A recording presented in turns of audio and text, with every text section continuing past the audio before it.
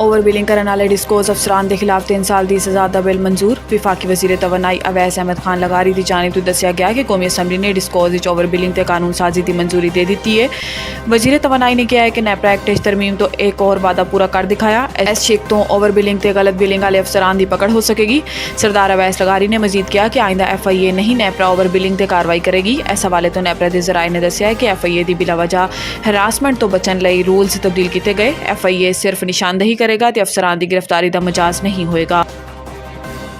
गंदम दरामद स्कैंडल की तहकीकात साबिक निगरान वज़ीर खजाना शमशाद अख्तर आज तलब। गंदम दरामद स्कैंडल की तहकीकात जारी ने। गंदम बहरान की तहकीकात लिए कायम कमेटी का इजलास हफ्ता दे रोज़ होया। तहकीकाती कमेटी के सामने मुख्तलिफ ऑप्शन जेरे गौर ने। जराए के मुताबिक तहकीकात तो बाद कार्रवाई लिए मामला नैब FIA ते सपुर्द कर दिता गया।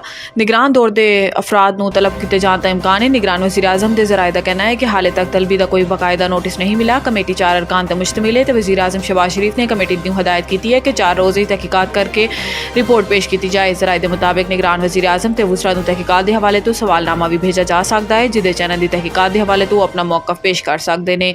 कमेटी का इजलास अज फिर होएगा। विफाकी सैकटरी काबीना ने गंदम की इंक्वायरी तो मुतलिक गुमराहकुन खबर की तरदीद की। कमेटी कल पीर नूं अपनी रिपोर्ट पेश करेगी। गवर्नर पंजाब का आज होने वाली तकरीब हलफबरदारी नागजीर वजूहात मुलतवी। लाहौर नामजद गवर्नर पंजाब सरदार सलीम हैदर की आज होने वाली तकरीब हलफबरदारी नागजीर वजूहात की बिना ते मुलतवी कर दी गई। पीपल्स पार्टी पंजाब के रहनुमा हसन मुर्तज़ा का कहना है कि गवर्नर पंजाब की हलफबरदारी की तकरीब हुण 7 मई बरोज़ मंगल शाम 6 बजे गवर्नर हाउस होएगी। हलफबरदारी की तकरीब आज शाम गवर्नर हाउस होनी सी जिथे Chief Justice Lahore High Court Justice Shahzad Khan ने नामजद गवर्नर पंजाब तो हलफ लेना सी।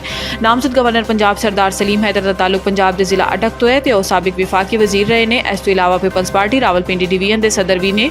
सरदार सलीम हैदर 2008 अटक तो NA 59 तो MNA मुंतखब होए सी।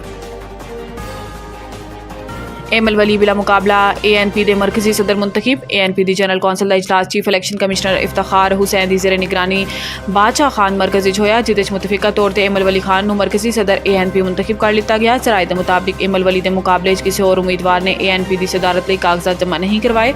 एमल वली का नाम अमीर हैदर होती तो पार्टी सदारत लिए तजवीज़ किया गया। याद रहे कि एमल वली खान इस तो कबल इन्हों के वालिद असवत यार वली ANP के मरकजी सदर से। तहां गुज़िश्ता कई अरसे तो सियासी सरगर्मियां तो दूर ने इन्होंने रवां बरस फरवरी होने वाले आम इंतखाबात भी हिस्सा नहीं लिता सी। दूसरी जानिब गुज़िश्ता रोज़ ANP के मरकजी तर्जुमान जाहिद खान ने अपना अहदा छोड़ने का ऐलान किया। इन्हों का कहना है कि ANP के इंट्रा पार्टी इलैक्शन हिस्सा नहीं ले रहा।